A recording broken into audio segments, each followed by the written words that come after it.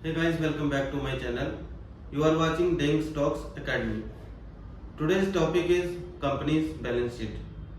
तो आज हम बताएंगे आपको कंपनी की बैलेंस शीट को कैसे रीड करें। जैसा कि हम कोई भी स्टॉक सिलेक्शन करते हैं, यानी शेयर सिलेक्शन करते हैं कि हमको इसमें निवेश करना है, इसमें इन्वेस्ट करना है, तो सबसे पहले हमें पता होना चाहिए कि इस कंपनी की बैलेंस शीट का बैलेंस शीट एक तो एनुअली उसका रिजल्ट्स आते हैं, और जो कि उसके एक साल में 4 रिजल्ट आते हैं, जैसे Q1, Q2, Q3, Q4। और Q1 होता है 1 अप्रैल से और Q4 होता है 31 मार्च से। तो मैं कोशिश करूंगा आपको इसको एक सिंपल और सरल भाषा में समझाने की। बैलेंस शीट यानी कि कंपनी की असलियत क्या है। कंपनी के पास बैलेंस शीट होती है, एक मतलब बैलेंस कि कंपनी ने लिया कितना है, कंपनी के पास है कितना। तो अगर कंपनी के पास है अच्छा, तो उसके शेयर होल्डिंग्स अच्छी है, तो हमको उस कंपनी में पैसा लगाना चाहिए। जैसे कि रिलायंस 2 साल पहले क्या था, उसका शेयर क्या था। जैसे जितने भी रिलायंस के शेयर से हम खरीद गए, क्योंकि उनकी बैलेंस शीट अच्छी है, क्योंकि उनका बिजनेस अच्छा है। इसलिए हमको पता होना चाहिए जब भी हम किसी उसमें करते हैं तो बैलेंस शीट को कैसे पढ़ा जाए। लोन, EMI, बोरो, तो ये कंपनी की होगी लायबिलिटीज। तो इन शॉर्ट कहने का मतलब ये है एसेट्स यानी कि बैलेंस क्या होगा कि बैलेंस यानी कि एक तरफ एसेट है कि कंपनी के पास है क्या क्या, जैसे मैंने बोला ऑफिसेज, कार्स, व्हीकल्स, और उसके बाद इक्विटी होल्डर, शेयर होल्डर्स।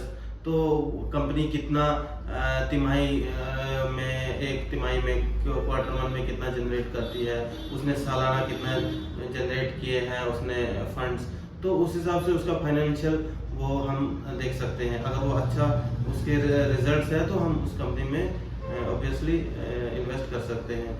फिर दूसरा लायबिलिटीज में उसके पास लोन आ गया, उसके पास किसने उसके पैसा दिया है, क्यों उसकी EMI क्या है जो उसने ऑफिस बनाने के लिए ली है। तो ये सारी चीजें मिला के इसका ये एक बैलेंस देखा जाता है। और जबकि क्या कहते हैं, अगर ये अच्छे रिजल्ट जनरेट करती है, अच्छे रिजल्ट क्वार्टरली देते हैं, तो हम क्वार्टरली शॉर्ट टर्म के हिसाब से इसमें इन्वेस्ट कर सकते हैं। अगर इसका सालाना अच्छा है, इसका हर साल का चेक करना है, कंपनी का हर साल का चेक करना है। जैसे आज 2022 है, किसी कंपनी का 2015 से 2012 से आप लो, तो उसका एनुअली चेक करो तो कितना है। तो वो उसका हर साल अगर बढ़ रहा है तो इसका मतलब कंपनी अच्छा कर रही है। आप क्वार्टरली भी देख सकते हो, क्वार्टरली आप शॉर्ट टर्म के लिए उस हिसाब से भी मैंने जैसे बताया पहले अप्रैल से Q1 होता है और लास्ट कब होता है 31 को, ठीक है ना। तो इस हिसाब से हम कंपनी को क्या कहते हैं उसके बारे में मालूम करते हैं, उसकी क्या असलियत है, तब जाके हम एक सही शेयर को सिलेक्ट करके उसमें निवेश करते हैं।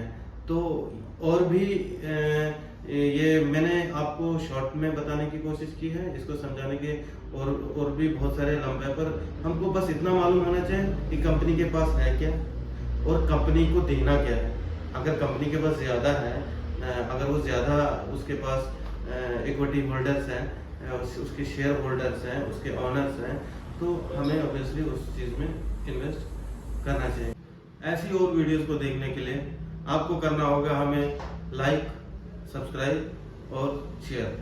और इसके साथ मैं आपको हर दिन, जबकि मैं कोशिश करता हूँ हर दिन आपको मैं लाइव स्क्रीन दिखाता हूँ, कैसे पोर्टफोलियो मैनेजमेंट होती है, कैसे इंट्राडे ट्रेडिंग होती है, क्या शॉर्ट टर्म है, क्या लॉन्ग टर्म है, और ऐसी बहुत सारी चीज़ें। हम म्यूचुअल फंड पे भी बात करेंगे, हम फिक्स डिपॉजिट पे भी बात करेंगे, हम इंश्योरेंस पे भी बात करेंगे।